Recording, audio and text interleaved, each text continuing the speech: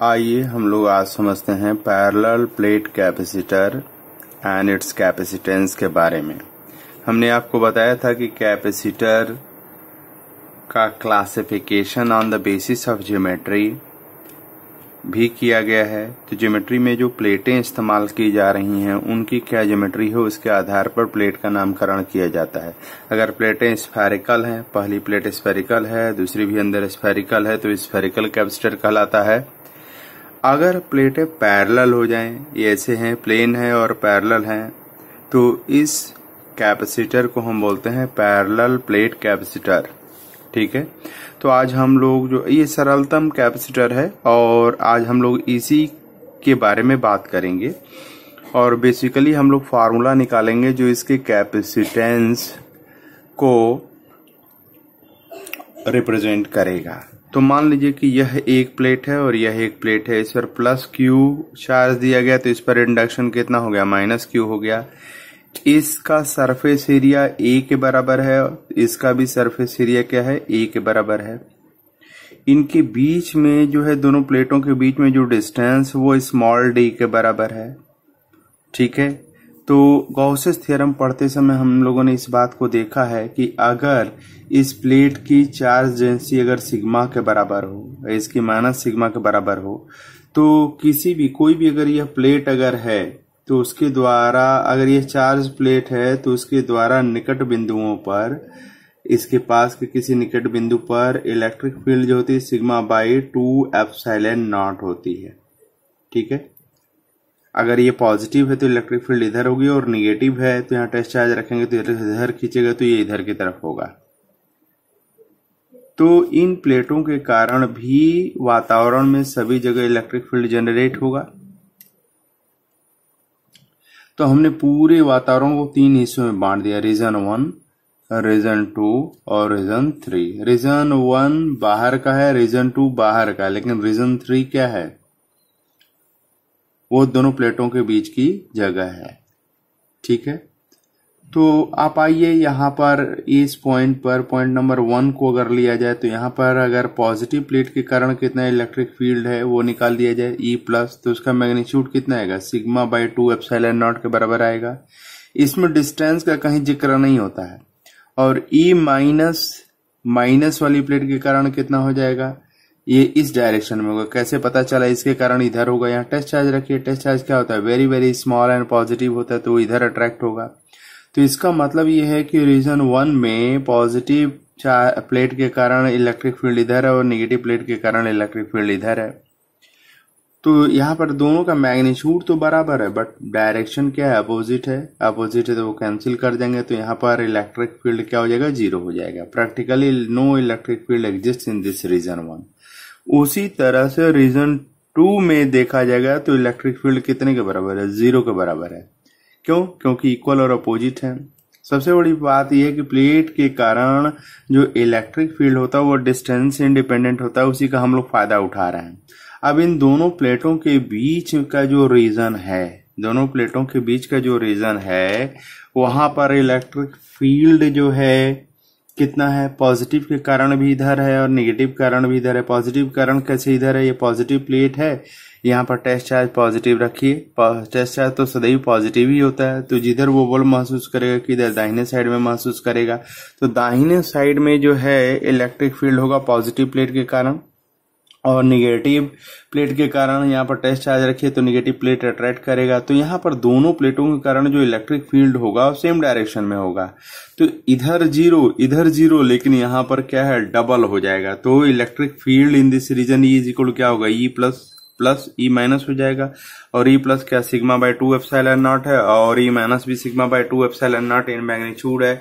So this is equal to sigma by epsilon nought. और sigma क्या है, charge density है तो Q by A, surface charge density है तो क्यू बाई ए हो जाएगा, इज इक्वल दिस मच हो गया। तो इस क्षेत्र में जो इलेक्ट्रिक फील्ड है वह Q by A epsilon not हुआ, इक्वेशन नंबर 1। ठीक है, अब मान लीजिए कि इन दोनों प्लेटों के बीच में पोटेंशियल डिफरेंस कितना है, V के बराबर है। तो यह प्लेट और इस प्लेट के बीच में डिस्टेंस कितना है, d के बराबर है, और इन दोनों के बीच में पोटेंशियल डिफरेंस कितना है, v के बराबर है।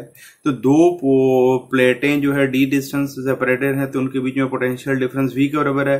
तो अगर वो यूनिट से अगर सेपरेटेड होंगे तो पोटेंशियल डिफरेंस कितना होगा, v बाई डी के बराबर होगा।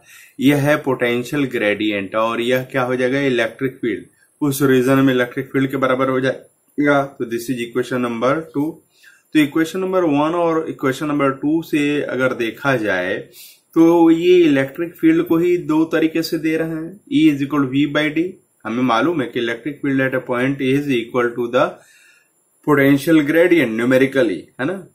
तो ये v बाई डी के बराबर हुआ और यहाँ इलेक्ट्रिक फील्ड जो है गॉस थ्योरम का प्रयोग करके जो प्लेट के कारण जो इलेक्ट्रिक फील्ड होती है नेबरहुड पॉइंट पर, तो ये निकाला गया दोनों प्लेटों के बीच में electric field.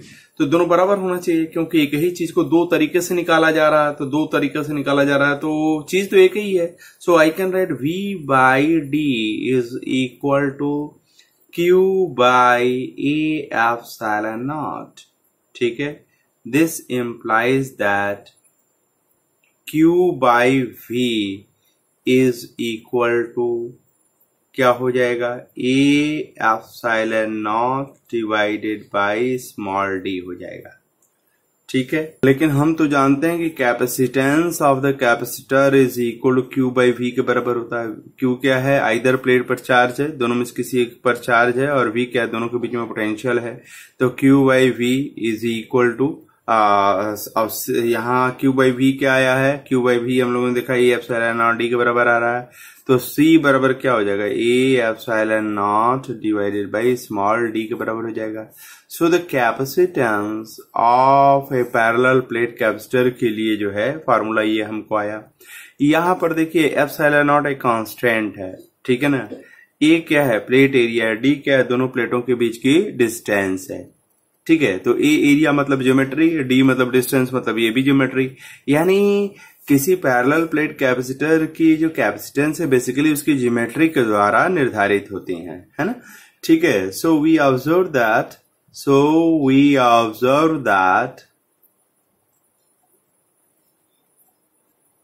The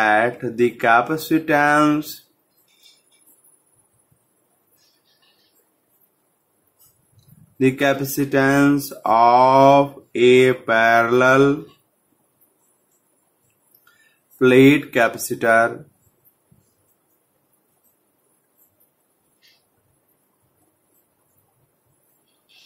is basically decided by the geometry of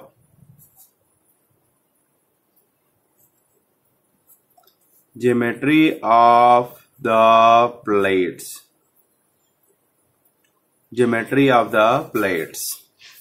ठीक है, और ज्योमेट्री में क्या है, पहला है A और दूसरा है D, है ना।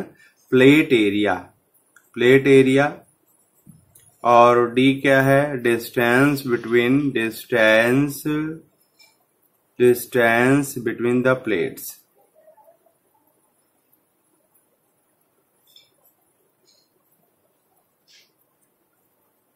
ठीक है, ओके। तो this was the expression for the capacitance of A parallel plate capacitor.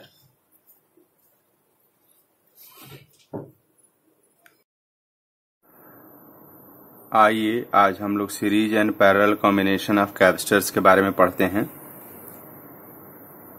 आज थोड़ा सा इंट्रोडक्शन ले लेते हैं। मान लीजिए कि आपके पास रस्सी है, 1, 2 और 3 रस्सियां हैं, प्रत्येक 10 फीट की है, लेकिन आपको 30 फीट की चाहिए रस्सी।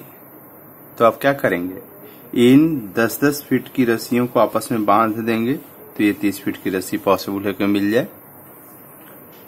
लेकिन आपको 10 फीट की ही रस्सी अगर मान लीजिए चाहिए, लेकिन काफी मजबूत चाहिए, तो आप क्या करेंगे, उनको अगल बगल करके बांध लेंगे तो 10 फीट की भी हो गई और ट्रिपल लेयर की हो गई तो वो और मजबूत हो जाएगी, 3 टाइम्स मजबूत हो जाएगी। तो यहाँ पर क्या कर रहे हैं, हमारी आवश्यकता है रस्सी को मजबूत बनाना या रस्सी को ज्यादा लंबा बनाना, लेकिन मार्केट में अवेलेबल जो है 10-10 फीट की है। तो क्या किया जा रहा है, उसी की मदद से जो है कॉम्बिनेशन करके हम या तो लंबी कर ले रहे हैं या मजबूत कर ले रहे हैं। तो बिल्कुल उसी तरीके से अगर यह एक कैपेसिटर है C1 और ये एक कैपेसिटर C2 है, मान लीजिए 10 माइक्रोफैराड का और ये 10 माइक्रोफैराड का है, ठीक है। मार्केट में हम गए, हमने 5 माइक्रोफैराड का एक कैपेसिटर डिमांड किया, तो दुकानदार ने कहा कि नहीं, 5 माइक्रोफैराड का अवेलेबल ही नहीं है मार्केट में, आप 10 माइक्रोफैराड का जितना कहिए उतना दिया जा सकता है। तब क्या किया जाए, क्या ऐसा तरीका है कि 10 माइक्रोफैराड के कैपेसिटर्स का उपयोग करके 5 माइक्रोफैराड का कैपेसिटर बनाया जा सकता है? हाँ, बिल्कुल बनाया जा सकता है। क्या 10 माइक्रोफैराड के कैपेसिटर्स का यूज करके क्या 20 माइक्रोफैराड भी बनाया जा सकता है? बिल्कुल बनाया जा सकता है, ज्यादा भी बनाया जा सकता है और कम भी बनाया जा सकता है। लेकिन उसको जानने के लिए हमको पढ़ना पड़ेगा series and parallel combination of capacitors पढ़ना पड़ेगा। तो आइए पहले हम लोग शुरू करते हैं सीरीज कॉम्बिनेशन।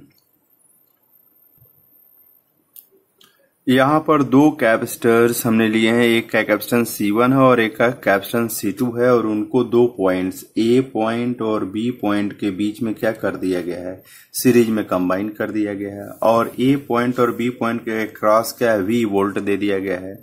तो इस पावर सोर्स से इसके सिरों के बीच में पोटेंशियल डिफरेंस V1 हो गया और इसके सिरों के बीच में पोटेंशियल डिफरेंस V2 के बराबर हो गया।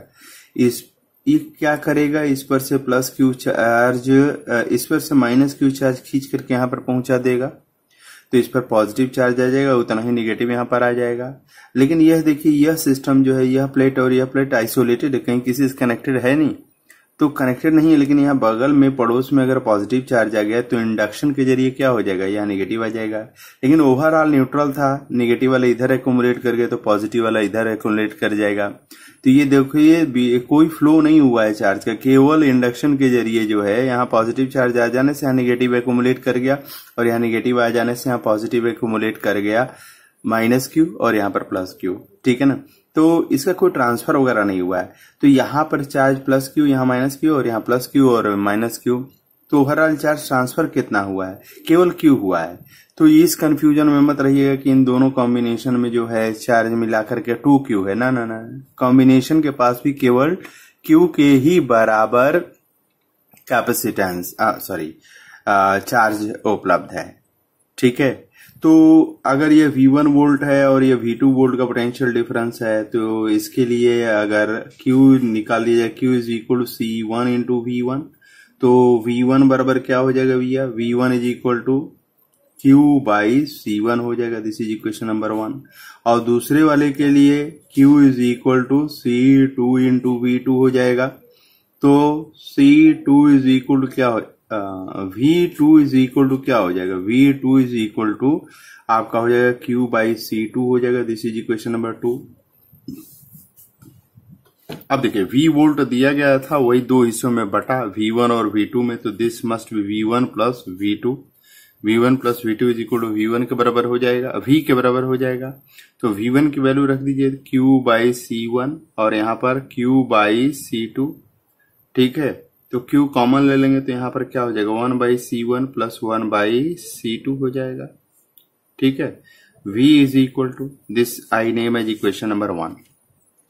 यहाँ पर एक कैपेसिटर है जिसका कैपेसिटेंस CS के बराबर है। उसका कहना है कि मैं तुम दोनों का इक्विवेलेंट हूं। तो भाई इक्विवेलेंट हो तो दोनों मिलकर के चार्ज क्यू स्टोर कर रहे हैं V वोल्ट लगाने पर, तो इसको भी V वोल्ट लगाने पर चार्ज क्यू स्टोर कर लेना चाहिए। तो इसने कर लिया, अगर इक्विवेलेंट है तो बिल्कुल कर लिया। तो इसके लिए क्या हो जाएगा, Q is equal to CS into V हो जाएगा। So V is equal to क्या हो जाएगा, Q बाई CS हो जाएगा। This is equation number 2। अब इक्वेशन नंबर 1 और इक्वेशन नंबर 2 के लेफ्ट हैंड साइड को देखिए, दोनों में V जो है लेफ्ट हैंड साइड में बराबर है, तो things equal to the same thing are equal to one another. पढ़े ना यूक्लिड्स एल्गोरिथम। तो यहाँ पर आप कह सकते हैं from equation 1 and 2 left hand side बराबर है तो राइट हैंड साइड भी बराबर होगा। तो Q by CS is equal to Q into 1 by C1 plus 1 by C2 हो जाएगा। Q कट कर दीजिए तो 1/CS इज इक्वल टू क्या हो जाएगा, 1/C1 प्लस 1/C2 हो जाएगा। गॉट? बिल्कुल।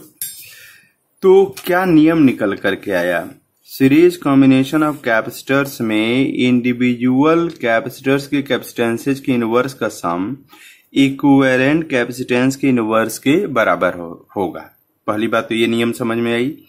दूसरी बात, सीरीज कॉम्बिनेशन कहाँ उपयोग करेंगे, तो मान लीजिए थोड़ा देर के लिए कि C1 is equal to 10 microfarad है और C2 इज इक्वल टू मान लीजिए 30 माइक्रो फैराड है। तो CS अगर सीरीज कॉम्बिनेशन में करेंगे तो CS इज इक्वल टू क्या हो जाएगा, 1/10 प्लस 1/30, एलसीएम क्या हो जाएगा, 30 हो जाएगा। यहाँ 3 प्लस 1 इज इक्वल टू 4/30 हो जाएगा। तो CS इज इक्वल टू क्या हो जाएगा, 7.5 माइक्रो फैराड के बराबर हो जाएगा। इक्विवेलेंट आ गया।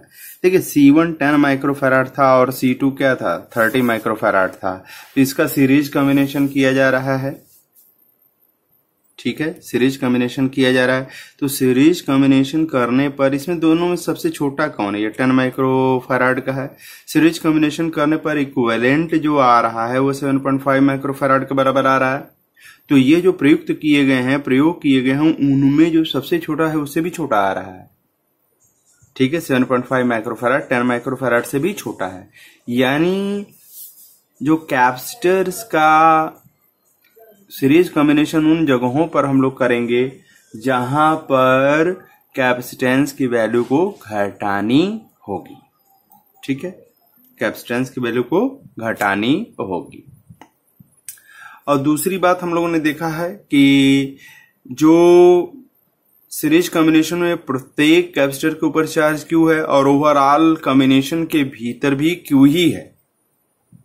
ये बड़ी इंपॉर्टेंट चीज है। ये कंपटीशन में इससे रिलेटेड क्वेश्चंस आते हैं, न्यूमेरिकल प्रॉब्लम्स आते हैं। तो अगर आपके पास ये आइडिया है कि जितना ओवर इन इसके पास है उतना ही इसके पास है, उतना ही इस कॉम्बिनेशन के पास है, तो इस चीज का आप उपयोग करके न्यूमेरिकल प्रॉब्लम्स को सॉल्व कर सकते हैं। तो that was the series combination and the important points of the series combination of capacitors.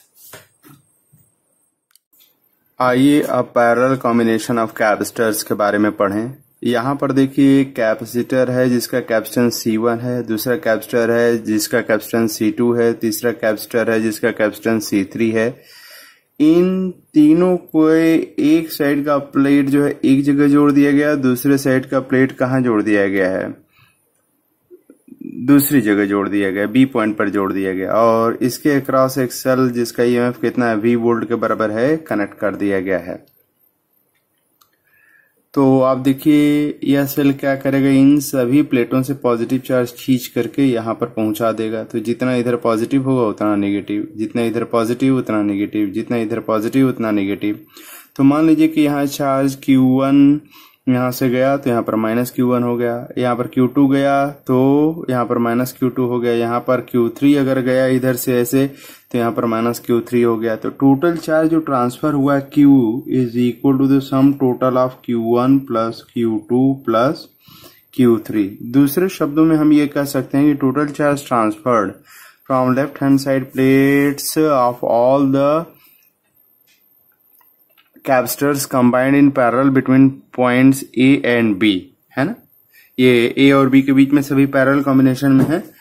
ठीक है, तो टोटल चार्ज स्टोर जो है इंडिविजुअल ने जितना स्टोर किया है उसका सम कर दिया जाएगा। ठीक है, लेकिन Q1 इज इक्वल टू क्या होगा, C1 इंटू V, और ये Q2 इज इक्वल टू क्या हो जाएगा, C2 into V plus C3 into V। सबको पोटेंशियल डिफरेंस सेम क्यों मिलेगा, बिल्कुल। ए पॉइंट मान लीजिए 5 वोल्ट पर है और ये 0 वोल्ट पर है, तो ये वाला प्लेट 5 वोल्ट पर, ये 0 वोल्ट पर, ये 5 वोल्ट पर, ये 0 वोल्ट पर, ये 5 वोल्ट पर और 0 वोल्ट पर। तो ये सेम पोटेंशियल डिफरेंस तो मिलेगा ही मिलेगा। पैरेलल कॉम्बिनेशन में सभी कैपेसिटर्स को सेम पोटेंशियल डिफरेंस मिलेगा, लेकिन चार्जेस के अमाउंट जो इनके ऊपर होंगे वो अलग अलग होंगे क्योंकि कैपेसिटी इनकी अलग अलग है। ठीक है, तो यहाँ पर Q is equal to V common ले लीजिए तो C1 plus C2 plus C3 है। अब यहाँ पर देखिए एक कैपेसिटर है जिसका कैपेसिटेंस सीपी के बराबर है। उसका कहना है कि अगर मुझे ए और बी के बीच में जोड़ करके अगर V वोल्ट की ईएमएफ सोर्स से अगर कनेक्ट कर दिए तो मैं भी वही काम कर सकता हूं जो इन तीनों ने पैरेलल कॉम्बिनेशन बना करके ए और बी पॉइंट के बीच में इस सेल से जोड़ने पे किया था। ठीक है, तो इसको हम बोलेंगे equivalent capacitance of the parallel combination of C1, C2 and C3। ठीक है, तो ये अगर इक्विवेलेंट है तो इस पर प्लस क्यू चार्ज हो जाएगा और इस पर minus Q. Total charge combined way में कितना स्टोर किया गया था? क्यू। ठीक है, तो ये स्टोर करेगा क्यू के बराबर, तो क्यू इज इक्वल टू क्या हो जाएगा? CP इंटू V हो जाएगा। पहला वाला ये इक्वेशन 1 है और ये इक्वेशन 2 है। तो इक्वेशन 1 और 2 को देखिए तो लेफ्ट हैंड साइड दोनों का क्या है? समान है, तो राइट हैंड साइड भी समान होंगे। तो therefore V into C1 plus C2 plus C3 is equal to CP into V हो जाएगा। V दोनों साइड से काट दीजिए तो therefore CP is equal to क्या हो जाएगा? C1 plus C2 plus C3। यानी यहां पर क्या आया? अगर कैपेसिटर्स अगर पैरेलल कॉम्बिनेशन में अगर कंबाइंड है तो उनका इक्विवेलेंट कैपेसिटेंस CP जो होगा इंडिविजुअल कैपेसिटेंसेस C1, C2, C3 के सम के बराबर होगा। ठीक है, अब हमें देखना है कि पैरेलल कॉम्बिनेशन में अगर n अगर कैपेसिटर्स अगर जोड़ दिए जाए तब क्या होगा? CP इज इक्वल टू क्या हो जाएगा? C1 plus C2 plus dot dot dot Cn तक चले जाएंगे। बस CC रूल को एक्सटेंड कर देंगे। अब हमें देखना है कि इसकी खासियत क्या है। तो पहली खासियत, अगर मान लीजिए कि C1 is equal to 10 microfarad का है, C2 is equal to 20 microfarad का है और C3 is equal to 30 microfarad का है, तो CP कितना हो जाएगा? CP is equal to C1 plus C2 plus C3 is equal to 10 plus 20 plus 30 is equal to 60 microfarad का होगा। तो देखिए जो कॉम्बिनेशन में यूज किया गया वो सबसे बड़ा कौन था? 30 माइक्रोफैराड, और जो इक्विवेलेंट आ रहा है वो क्या आ रहा है? 60 माइक्रोफैराड, यानी सबसे बड़ा से भी बड़ा आ रहा है। यानी पैरेलल कॉम्बिनेशन ऑफ कैपेसिटर्स वहां पर प्रयोग किया जाएगा जहां पर कैपेसिटेंस की वैल्यू को क्या करना है? एनहांस करना है, बढ़ाना है। ठीक है, दूसरी खासियत है कि यहां पर प्रत्येक कैपेसिटर की प्लेट से चार्ज को खींच करके पहुंचाया गया है, इसलिए सभी पर चार्जेज हैं और बराबर नहीं है। कोई जरूरी नहीं कि बराबर हो। एक कंडीशन में सब पर चार्जेज बराबर हो सकते हैं कि अगर सबकी कैपेसिटी इंडिविजुअल बराबर हो। ठीक है, लेकिन इन जनरल हम मानकर चलते हैं कि सबकी कैपेसिटी अलग अलग है, तो सब पर चार्जेस की मात्राएं क्या होंगी? अलग अलग होंगी, और टोटल चार्ज जो होगा वो सभी पर उपस्थित चार्जेज के कॉम्बिनेशन के बराबर होगा। ठीक है, so total charge stored by the parallel combination is equal to the charge stored by the first capacitor, the charge stored by the second capacitor, the charge stored by the third capacitor and so on so fourth. अगर n है तो nth के द्वारा। ठीक है, okay, this was all about the parallel combination of the capacitors.